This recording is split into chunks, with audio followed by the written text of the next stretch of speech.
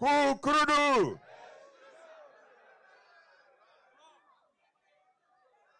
Thank you. I want to thank the organizers of this event and the current leadership of the party that decided to set up this institute.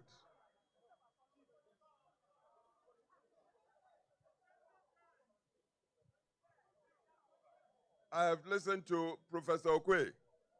He gave the history of our tradition. And I've also listened to the minority leader in parliament, Afenyo's beautiful statement.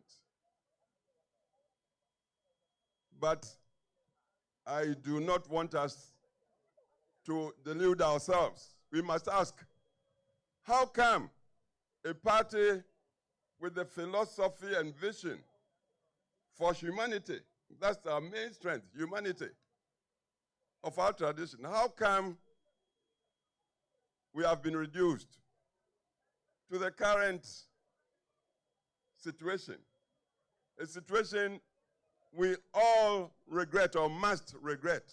How come? This thing didn't happen just like that. If we take care to look at the electoral history from 2016, 2020, 2024, and if we are sincere with ourselves, we would know that the electorate of Ghana has matured. Nobody can deceive it. I assure you, I believe this electorate, the Ghanaian electorate, I'm not talking of party electorate, has not rejected the value systems of our tradition. Who doesn't want respect for human rights? Who wouldn't want an economy that is generating wealth to benefit the entire population inclusively? Who would not support equality of opportunity for all the children of Ghana? All the children, from kindergarten through junior high, senior high, to the universities. Ghana would support this. Who would want to live under a dictatorship that would grab people and put in detention 5 years without trial? Ghana does not support that. 2016, the nation very liberally gave us power, huge majorities. But just 4 years later, let's be critical with ourselves. What was the outcome of the 2020 election? And then just another 4 years, what was the outcome of the 2024 election? I believe we must be stopped in our tracks to tell the truth to ourselves.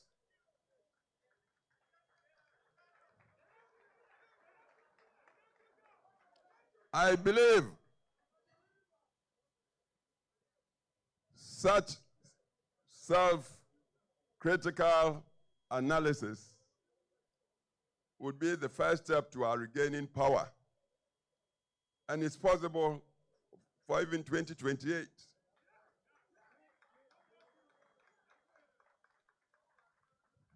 Professor Okwe, in telling us, narrating the history, talked of how Professor Buzia, in his time, was just one-man opposition to the very powerful, highly organized our first Prime Minister, first President Kwame Nkrumah's party in Parliament. Then they started off as Legislative Assembly. Just one man. It was his performance, one man against the heavy odds, that convinced the Northern People's Party under Chief Dombo to go and say, you, be our leader in this house. That's how Buzia became the leader of the tradition. It wasn't just the knowledge Buzia had. He had degrees, yes. PhD, first Ghanaian professor in Legon, in sociology, everything. But it wasn't just the knowledge. Nor was it just the, say, dislike of President Nkrumah or Prime Minister Nkrumah in those times. No. President Nkrumah was talking ideologies that were not founded in our culture. Buzia, like Dankwa before him, Dankwa unfortunately never got a chance to be part of the Legislative Assembly or Parliament. But he talked the principles, very enduring, very eternal principles that I believe the whole world is moving to support these days. Buzia continued with that. Common humanity, from which commitment to democratic rule, recognizing the sovereignty of the human individual came, and from which accountable governance, when the people give you their mandate by voting, they give the elected their power to go and govern. So if I give you my power to go and govern, then you must be accountable to me. That was what Dankwa and Buzia talked. And this was what pleased the then leadership of the North. Chief Dombo, Chief Yakubu Tali, Tolona, Jato Kaleo, Abai Fakabo. Fortunately, as I sit here, I worked with all these men. I was in my 20s when I joined them. The only one I didn't have the benefit, privilege to work with was J.B. Dankwa himself. Because I came back to Ghana as a young lawyer, 1965, January. The very next month, February 65, Dr. Dankwa died in prison, detention prison. Prison detention in Sawam, apparently died on the floor. He hadn't been accused. He hadn't been found guilty. But the man persisted till his dying breath that it was humanity he would support. That's why he talked democracy. He's a martyr. He died a martyr. Buzia continued in that. I worked with Buzia because when PP came to power, 69, I was 30 years old. These days, young people, I see so many of you here. You complain, oh, the youth, this party doesn't give youth. No, you must strike out, go in and contest. You don't expect anybody to give you anything on a silver platter. I was 30, I contested to come to Parliament. My constituency gave it to me. And when I came to Parliament, Professor Buzia, the teacher that he was, perhaps he saw something in this little boy. He said, you, be the Deputy Foreign Minister of Ghana at the age of 30. I'm addressing you, the youth, because we are talking about your future in this thing.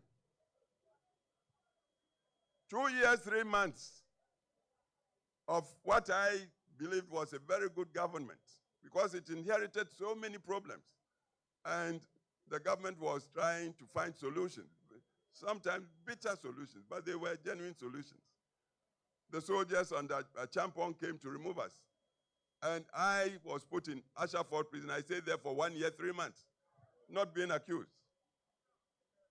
I'm telling you, so the youth, when you complain these days, you must know it happened before, long before you were born. You must help yourselves.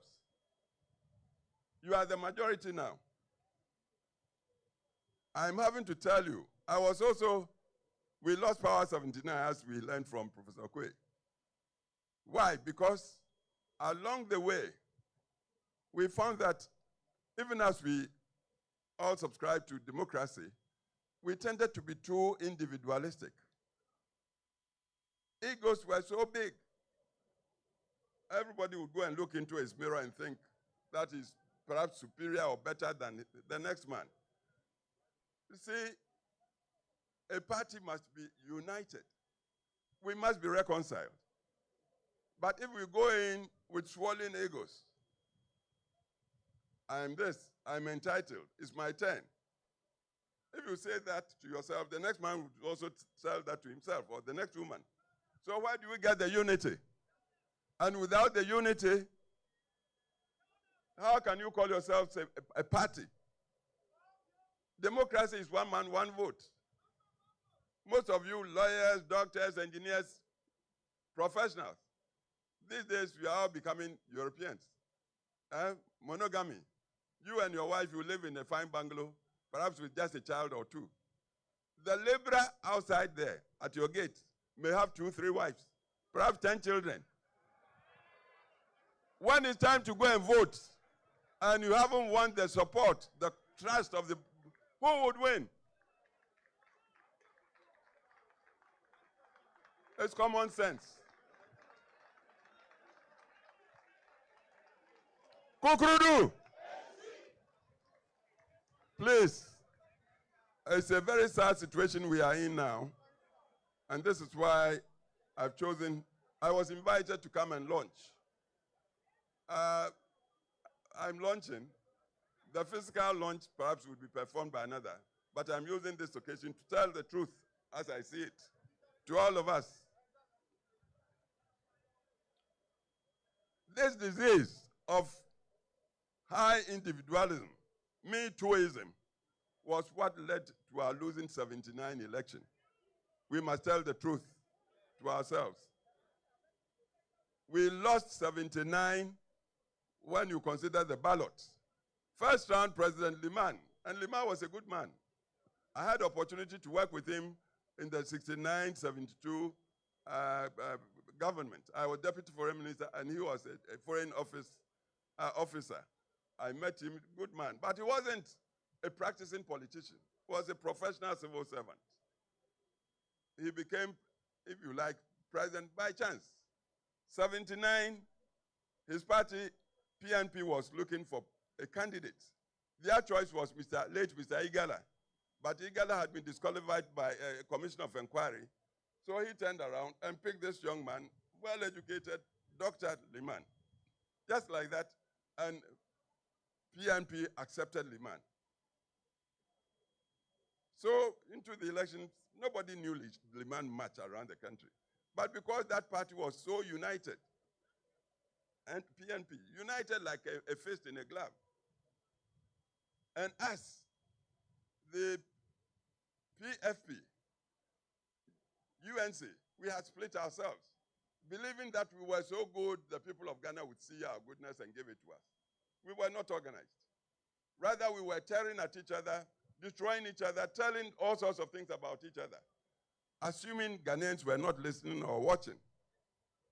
So when we cast the vote that year, to our surprise, Liman came first, got 600 and something. Victor Osu, the PFP candidate, got 500 and something.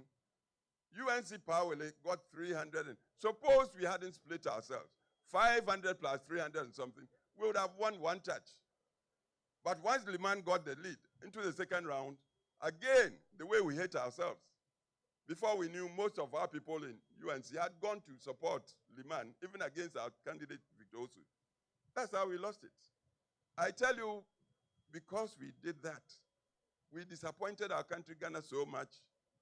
That was how, may he rest in peace, Rawlings managed to succeed with the attempted coup and came to sit on Ghana for 19 long years, traumatizing the country. So sometimes when people are blaming, quietly I blame our tradition, our party. I'm not so much the tradition as the personalities in our party. We tend to be too self-centered.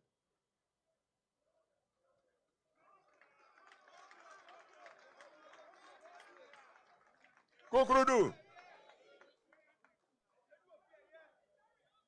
I've told you, Buzia was a very lone member of the then parliament in the 1950s. The Northern People's Party came to that house. Buzia was there before NPP came. I think NPP came in 54. But Buzia had been there from Legislative Council to Legislative Assembly. But Legislative was a lone member against the very powerful machinery, highly organized machinery of CPP. But the way he performed and the principles he upheld, I believe those were the things that made the Northern People's Party, entering parliament then, or assembly, decide, look, you are alone, but be our leader. I hope you are getting the point. See, at this point, I would want to ask you, what's a party for? What is the central purpose of party? Yeah? To win power. That's I would say, the only purpose. If you are a party and you are not winning, once I said, people thought I was being too simplistic. I said, you might be better off being a messenger in a winning party than a general secretary that has no party. The purpose of party is to win power.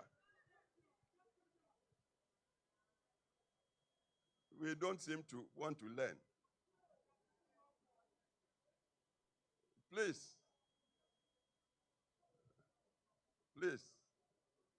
We happen to be living in times. See, when I went to Parliament in 1969, the population of Ghana was just 10 million people. The whole Ghana. 10 million. As we speak now, population has moved to almost 40 million. I'm sure it might be even more. Full of youngsters who may not know anything of traditions. We are talking democracy. We are talking rule of law, accountable governance. We are talking private sector. Because we believe in wealth creation. Not because we are greedy. No. Without wealth, you may have the finest ideas. You can't implement the ideas. That's why we respect the private sector. We want to encourage the private sector to come into its own. If we have Ghanaian billionaires and they become billionaires legitimately, what's wrong with it? That's how the world moves. So we believe in these things. But then, with all these ideas, where is the organization? See, to organize in current times, you must strategize. Your opponent, I remember they built a headquarters and said they were opening a school. They come from a tradition of organization. The first president of Ghana told his followers, organization decides all. Organization. Drilling people like into soldiers, military. So they take organization very seriously. They may not have a good message, but if they are united and they have got propaganda, they've got propaganda. They would make falsehood seem truth. You may have all the ideas, but you are not organized. Everybody is boss.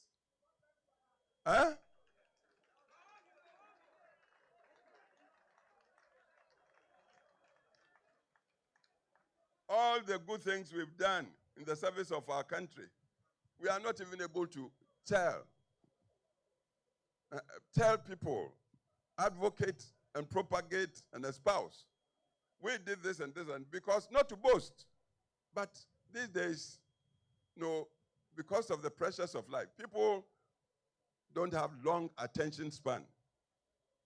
So if you are not making your points, digital times, sharp for people to get their imagination, they take you don't have a message. A party like ours, we don't have, seriously, central think tank. A think tank should work so objectively that even hard truths would be told to itself. It might not be palatable, but if the truth, know it. Because it's only when you know it you can begin to solve the problem. We don't have, with all our intelligence and high qualifications, we seem to be afraid of critical analysis. We don't want to face the real truth. You see, the other thing with us, we may be brothers or friends, but I get a feeling that you've taken me for a ride. You've cheated me. I tell you, next time around you call me, I may not come. This is another thing we must admit. We are democratic. We uphold common humanity. So, and democracy really doesn't go in for tribe or religion or gender. It's the individual. One man, one vote. And if we want power, we want to present a person who would be convincing to the generality of the electorate. Can this man we are presenting help solve problems for the community at large? So the benefit spreads across by our opponents from way back. Oh, you are a tribal party.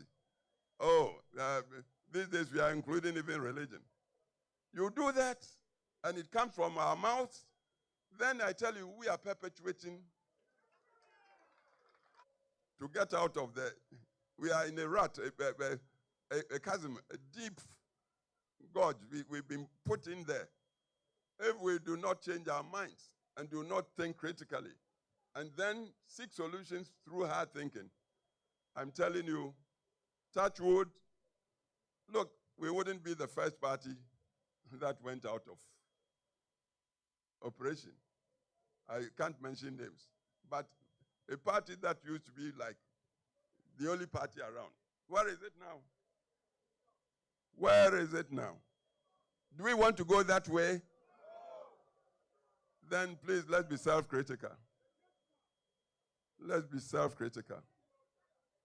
Huh? And when we face the hard facts and we are strategizing, taking into account the positives and negatives, knowing ourselves, and then knowing our opponents, and then knowing the terrain, the people, the general people of Ghana, not taking them for granted. Because, as I said, the electoral history should show an electorate that can change its vote within 4 years, like we experienced from 2016 to 2020, and then from 2020 to 2020, knows what it's about. Most of the electorate now, they are on campuses, university campuses. Places that used to be our readouts, our citadels, Legon, and how did we fare in Legon last election? Even with our own children there. Please, so we have serious homework. The ancient wise people, they said, make haste slowly. Make haste slowly. Don't rush, don't stampede, thinking that is the way to find solutions. No, we are dealing with all due respect, very wise electorate. And then, as I said, you may be my brother. If I feel you've dribbled me or tricked me to get to some point, and then you get there, you turn around to me, oh, come and support me. I may bow, oh, yeah, but seriously, I may deceive you. I may not come. Fair play should be the order of the day with us. We are democratic. We believe in justice. Our motto is freedom, development in freedom. And we want to feel like everybody is getting counted. So please, let's go back to the drawing board. Look at ourselves critically. Look at our opponents. Look at Ghana generally. Because the whole idea, you get the party to ask for power from Ghana, the people of Ghana, with the promise you're going to serve Ghana. If you forfeit the trust, you forfeit the trust, the people will show you. People talk monetization. Monetization, everybody is angry. There's so much unemployment. We tend to know people. Today you get to some position and then you manage to get some money. When it comes to vote, you want to come and give me money. Oh, go and vote for me. Well, because I'm angry, I may take. But in my mind's eye, this guy I used to know, we used to share kokwaya tutun or something together. Now he is coming to buy me to go there so he would continue to enjoy, and me, I won't even have access to him. So they'll chop your money, then they go and vote against you. Then you turn around to blame them. You must blame yourselves. When it happens like that, we must blame ourselves. Because the people, as poor as they are, they want quality service. Our principles are there, high principles. High principles. And I believe when we are talking party, we must know it's the principles we subscribe to, not the person who just on a temporary basis has been given the vote. Yes, Dankwa espoused democracy, but the party is not Dankwa. Buzia did, the party is not Buzia. Kuffour got the chance. Kuffour is not the party, not a Kuffour, not any one man. It's the principles, the undying principles. And if we'll all be true to the principles, then I tell you, our party is the party of now and the future. Ghana will continue to support us, but we must be true to the principles. So when Mrs. Dihia came to see me, inviting me to come to this, first I said, oh, me old man, you people, young people, it's your turn. I thought again, I said, I had some other engagements. So I'll rush here and give you my peace of mind and appeal to you. Appeal to you. Appeal to you. Please, the Institute is a very strategic, if we use it rightly. We can abuse it. But if we are going to be true to ourselves, this must be the institute where we enshrine the ageless principles that we believe constitute our tradition. Democracy, rule of law, respect for private sector, freedom of thought and expression and association and of choice. Private sector, when Dankwa talked of property owning, Dankwa was a poor man. I don't believe he himself even built up. But he saw the necessity to create prosperous economies so the young would be well served. You want to do free education, you must have strong economy. You want to do national health insurance, you must have strong. The employment must be there to give hope to the young people. That's what Dankwa was talking about. These are our principles. And I say, I don't think any normal human being would be against these principles. This is our thing. This is our tradition. So please, young people, are here within the next 10 years or so, you might constitute about 60% of Ghana's population. It means the power is with you. Don't want free chops, free stuff. There's nothing like free chop. Resolve to work. But work. Trusting in yourself, in your self-respect. Let your brain, and you have got plenty of it, work. Try to tell right from wrong. Try to see the feasible, the person that will come and talk feasibility and show you, work with him. Whether he's your brother or a tribesman or church person or whatever religion. See, work for solutions. Solutions. Our party has suffered a lot because our opponents, with their powerful organization and propaganda, have succeeded in making many parts of Ghana think our party is tribally based. Are you getting me? They've got people to think. You talk our party or tradition, oh, these are Akan or Asante. No, it's not that. It's not true. But have we thought of this challenge? What are our solutions to these accusations? And for as long as the perception persists, for so long, if we are not careful, we may be pushed out of the arena electorally. So please, please, please, let's be objective with ourselves. Let's talk principles. Let's, look, the Rocha, who was General Secretary, 69, became chairman in the 90s. One statement he made, and I never forget. He said, that we are in a party does not mean we are friends. That we are in a party doesn't mean we are friends. What it means is that we share the vision that this machinery party is the vehicle we need to get power. Earlier you told me the sole purpose of party is to win power. If we want to win power, then let's close ranks. Not as friends, but as people sharing the vision of using the vehicle to win power. See, analogy is, you go to Neoplan Station, you board a bus, VIP. You are going to Kumasi. You buy your ticket, they seat you. The next thing you know, they've brought another person to sit by you. The journey might last 4 or 5 hours.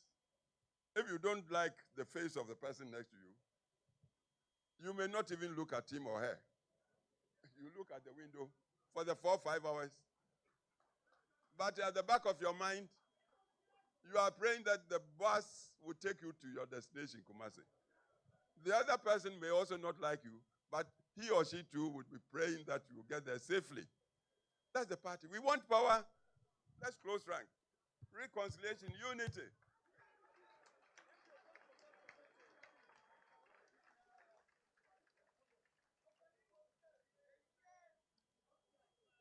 If we are not learning to reconcile, and if we are also not learning that Ghana is awake and getting more and more critical, especially of the politicians. Grassroots. We must not take grassroots for a joke.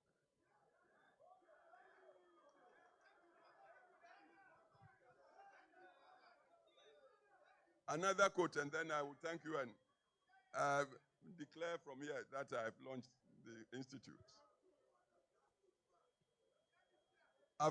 Dr. Afarajan, who used to be the electoral commissioner. It was he who said, elections are won at the polling station. I gave you the analogy. I live in my fine bungalow. My children, they are all grown, they've gone. When it comes to voting, perhaps it's just my vote I can go and cast. But the man at the gate, the watchman, has 2, 3 wives, got 10 children. If I do not secure his trust and understanding to support me, do you think I can win that election? So grassroots. Let everybody feel counted. And it's not a matter, it's not just a matter of going to dish out money. It's not just dishing out money.